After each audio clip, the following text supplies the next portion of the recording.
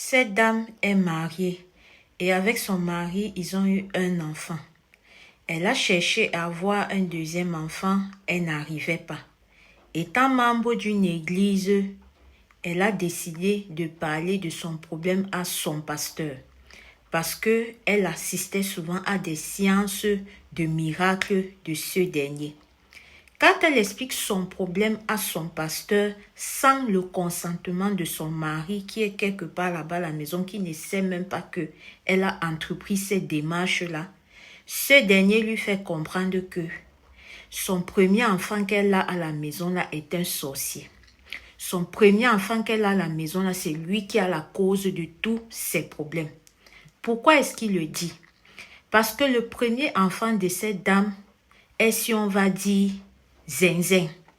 Il ne marche pas, il ne parle pas, il ne fait rien à 5 ans. Donc quand il lui dit ça, il lui fait comprendre que si ce que tu ne te débarrasses pas de lui, tu ne pourras plus avoir d'enfant.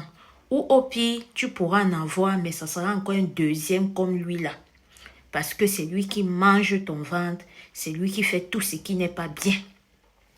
Il dit maintenant à cette dernière que pour pouvoir te délivrer, pour pouvoir faire en sorte que tu enfantes encore et que cette fois-ci, que tu puisses avoir la chance d'enfanter quelqu'un qui va venir normalement, qui sera normal comme tous les autres enfants que tu marches dehors, là tu vois ou bien dans ta famille.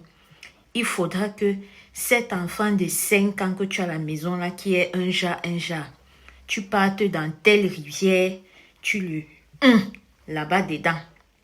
C'est que la dame, sans dire à son mari, sans consulter aucun membre de sa famille, encore moins son époux, s'est attelée de faire.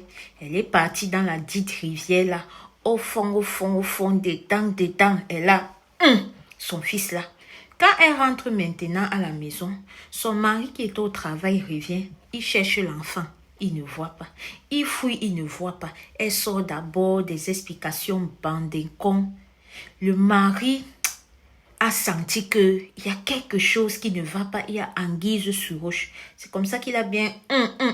La dame là, elle a décidé de parler. C'est là où elle a expliqué tout ce que je viens de vous dire en début de vidéo là. Quand elle dit maintenant ça, son mari, imaginez sa réaction. C'est comme ça qu'on la prend maintenant, comme vous voyez là, que va nous montrer exactement l'endroit là. Quand ils partent, ils arrivent exactement à l'endroit là que, voilà où elle a fait ça.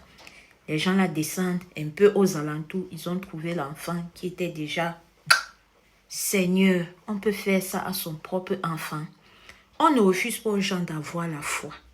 Mais ce genre de foi, si je ne sais pas, à quel moment, même si c'est que Dieu t'a donné un enfant qui est sorti comme ça, un être va te dire que non. C'est à cause de cet enfant-là que, tu ne.